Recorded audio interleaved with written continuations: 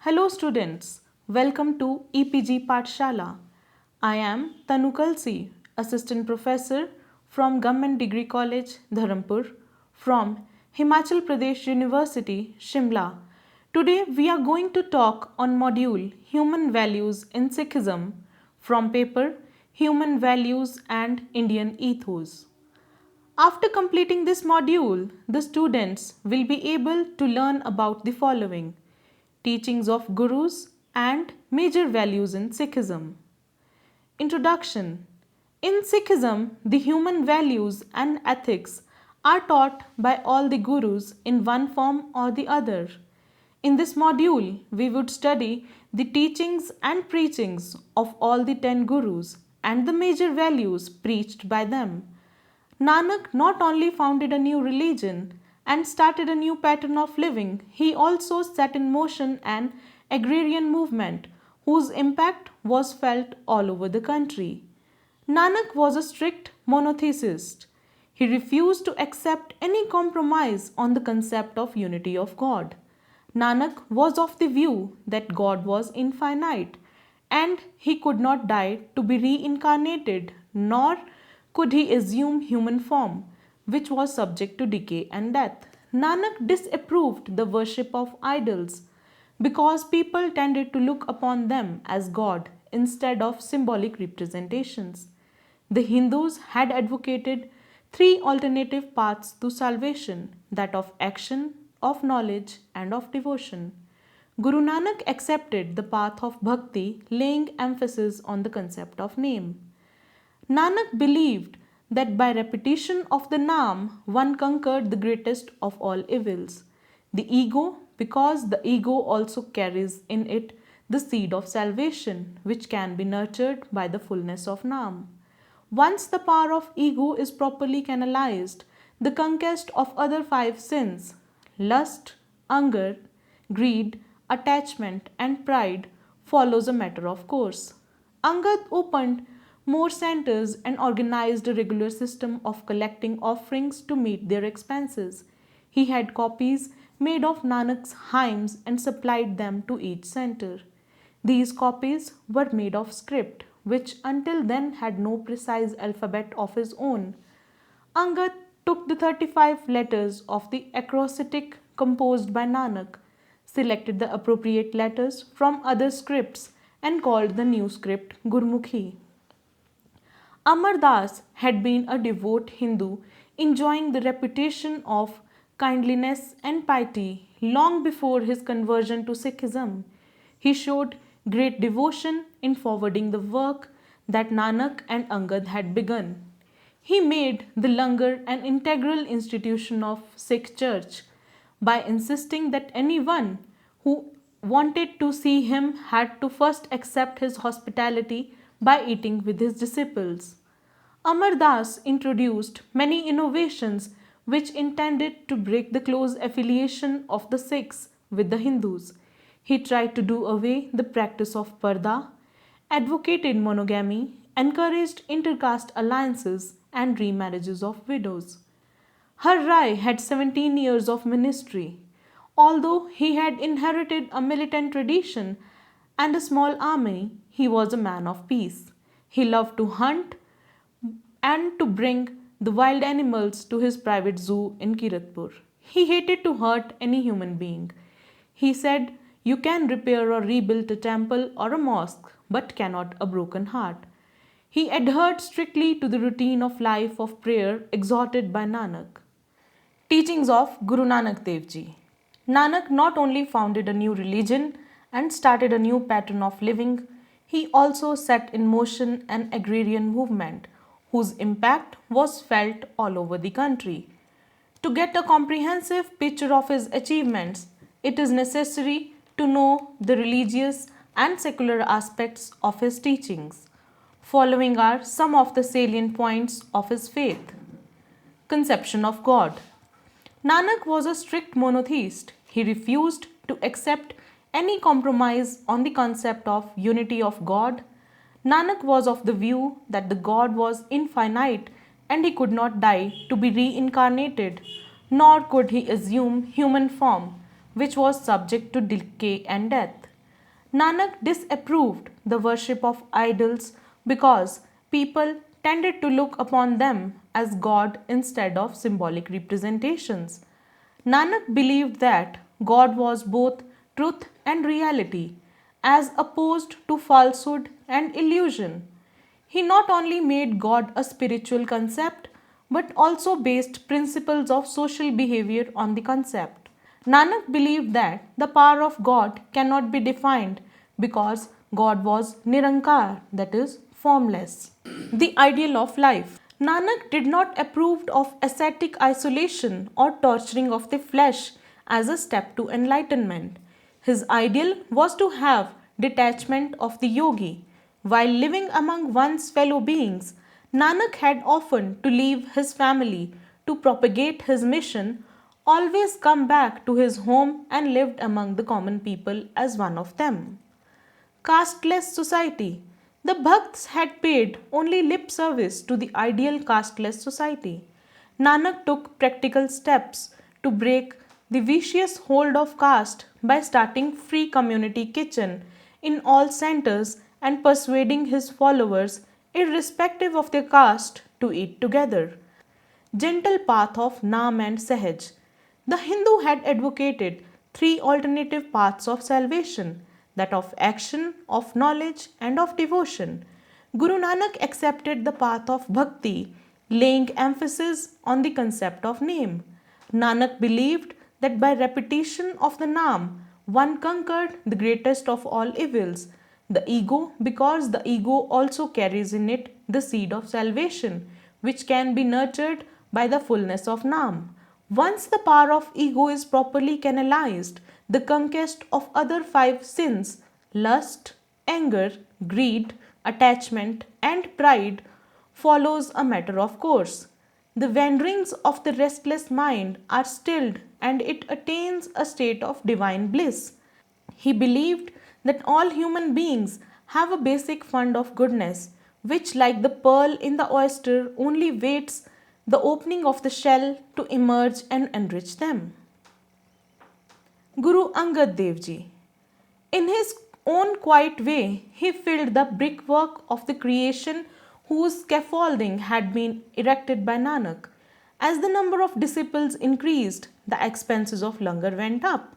Angad opened more centers and organized a regular system of collecting offerings to meet their expenses. He made copies made of Nanak's hymns and supplied them to each center. These copies were made of script which until then had no precise alphabet of his own. Angad took the 35 letters of the acrostic composed by Nanak, selected the appropriate letters from other script and called the new script Gurmukhi. Guru Amar Das Ji.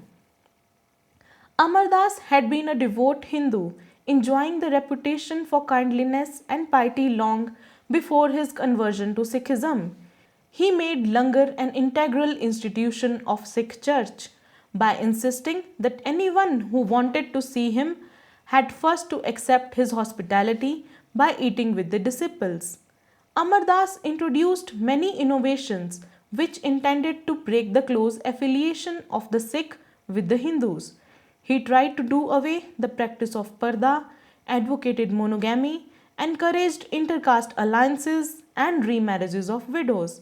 He strictly forbade the practice of sati, that is, the burning of widows on the funeral pyres of their husbands. Guru Ram Das Ji. Ram Das had spent the better part of his 40 years in the service of community when he was called upon to become its leader. He had looked after the administration of the parishes and had represented Amar Das in the Mughal court. When he became Guru, he moved from Goindwal to the neighborhood of the tank and started building a town around it. He invited tradesmen to set up their business in the town, and with the revenues so obtained, he was able to expand his activities to distant parts of India. Guru Arjan Dev Ji. Arjun's path was full of pitfalls. Arjun's first task was to complete the building of a temple. He invited Muslim divine Mian Mir of Lahore to lay the foundation stone of Harimandir temple of God. Instead of building the shrine on a high plinth, as was of Hindu custom, Arjun had built it on a lower level than the surrounding land, so that worshippers who have come to go down the steps to enter it. And unlike the Hindu temples, which had only one entrance, Arjun had the Harmandir open on all the four sides. All Sikhs were asked to donate the tenth of their income in the name of Guru. In August 1604, the work was completed and the Granth Sahib, the holy volume, was formally installed in the temple at Amritsar.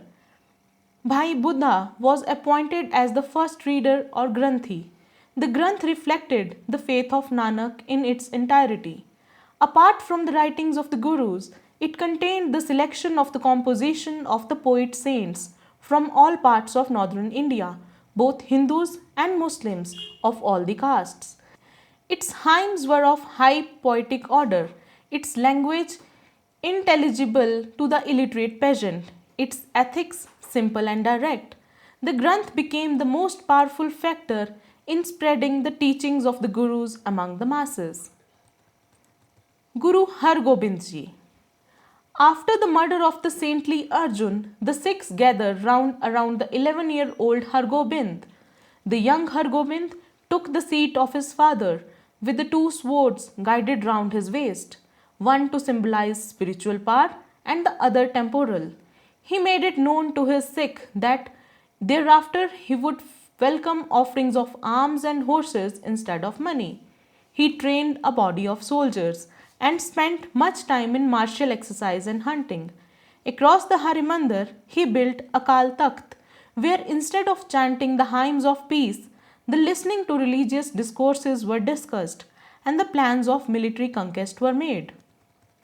Guru Har Rai Ji. Har Rai had 17 years of ministry. Although he had inherited a militant tradition and a small army, he was a man of peace. He loved to hunt, but only to bring the wild animals for his private zoo in Kiratpur. He hated to hurt any living being. He said, "You can repair or rebuild a temple or a mosque, but not a broken heart." He adhered strictly to the routine of life of a prayer exhorted by Nanak. Guru Har Krishan Ji. Hari Krishan was stricken to smallpox. Before he died, he indicated that the next Guru was not to be either Ram Rai or Dhirmal, but an older man living in the village of Bakala. Guru Tegh Bahadur Ji. There were stories of the demolition of temples and forcible conversions. Taxes have been imposed on the Hindus visiting their pilgrimage. Tegh Bahadur's rivals had discreetly disappeared from the scene. It left to him to instill the confidence among his own people, and the Hindus began to look to Sikh to protect them from the tyranny of the officials. Tegh Bahadur undertook an extensive tour of Punjab. Wherever he went, he attracted great crowds and was given handsome donation by his admirers. His exhortation to the people to stand firm could not have been palatable to the government. He was summoned to Delhi and was sentenced to death, and the Guru's body was cremated a few miles from the place of execution. Guru Gobind Singh Ji. Gobind was only 9 when his father's sacred head was brought to Anandpur for cremation. Gobind spent many years of his childhood in Himalayan towns on the banks of Yamuna. He was taught Sanskrit, Persian along with Hindi and Punjabi. He learned to ride and shoot, and he had spent a great deal of time hunting. He learned the peaceful mission of Nanak and his 4 successors. He was also told of the martyrdom of Arjun and Hargobind's arms taking its revenge. His missions in life became clear to him. It became Dharam Yudh, the battle for the sake of righteousness. He baptized 5 men in a new manner. He mixed sugar in plain water and churned it with a double-edged dagger to the recitation of hymns. The 5, who had until then belonged to different Hindu castes, were made to drink out from one bowl to signify their initiation into casteless fraternity of Khalsa. 5 emblems of Khalsa were Kes, Kangha, Kach, Kara and Kirpan. Major human values followed in Sikhism. The major values that are followed in Sikhism are as follows: one God, gender equality, race equality, remember God, honest work, share with others, do seva, respect for the rights of others, right to defend, fear none but God, seva and support of weak, live to highest spiritual level, don't use force. Summary: in Sikhism, the human values and ethics are taught by all gurus in one form or the other. Nanak not only founded a new religion and started a new pattern of living, he also set in motion an agrarian movement whose impact was felt all over the country. Nanak was a strict monotheist. He refused to accept any compromise on the concept of unity of God. Nanak was of the view that God was infinite and he could not die to be reincarnated, nor could he assume human form which was subject to decay and death. Nanak disapproved the worship of idols because people tended to look upon them as God instead of symbolic representations. The Hindus had advocated three alternative paths to salvation: that of action, of knowledge, and of devotion. Guru Nanak accepted the path of bhakti, laying emphasis on the concept of name. Nanak believed that by repetition of the Naam, one conquered the greatest of all evils, the ego, because the ego also carries in it the seed of salvation, which can be nurtured by the fullness of Naam. Once the power of ego is properly canalized, the conquest of other five sins, lust, anger, greed, attachment, and pride, follows a matter of course. Amar Das had been a devout of Hindu, enjoying the reputation of kindliness and piety long before his conversion to Sikhism. He showed great devotion in forwarding the work that Nanak and Angan had begun. He made Langar an integral institution of Sikh church by insisting that anyone who wanted to see him had first to accept his hospitality by eating with his disciples. Amar Das introduced many innovations which intended to break the close affiliations of the Sikh with the Hindus. He tried to do away with the practice of parda, advocated monogamy, encouraged caste alliances and remarriages of widows. Har Rai had 17 years of ministry. Although he had inherited a militant tradition and a small army, he was a man of peace. He loved to hunt, but only to bring the wild animals for his private zoo in Kiratpur. He hated to hurt any living being. He said, "You can repair or rebuild a temple or a mosque, but not a broken heart." He adhered strictly to the routine of a life of prayer exhorted by Nanak. When Tegh Bahadur returned to Punjab from Patna, he found Hindus and Sikhs of Punjab in the state of nervous agitation. There were stories of demolition of the temples and forcible conversions. Taxes have been imposed on the Hindus visiting their pilgrimage. Tegh Bahadur's rivals had discreetly disappeared from the scene. It left to him to instill the confidence among his own people, and the Hindus had begun to look to Sikhs to protect them from the tyranny of the officials. Tegh Bahadur undertook an extensive tour of Punjab. He was summoned to Delhi. He was sentenced to death, and Guru's body was cremated a few miles from the place of execution. Gobind was only 9 when his father's sacred head was brought to Anandpur for cremation. He was taught Sanskrit and Persian along with Hindi and Punjabi. He learned to ride and shoot and spent a great deal of time hunting. He learned the peaceful mission of Nanak and his 4 successors. He baptized 5 men in new manner. He mixed sugar in plain water and churned it with double-edged dagger to the recitation of hymns. The 5, who had until then belonged to different Hindu caste, were made to drink out of one bowl to signify their initiation into casteless fraternity of Khalsa. 5 emblems of Khalsa were Kes, Kanga, Kach, Kara and Kirpan. Thank you.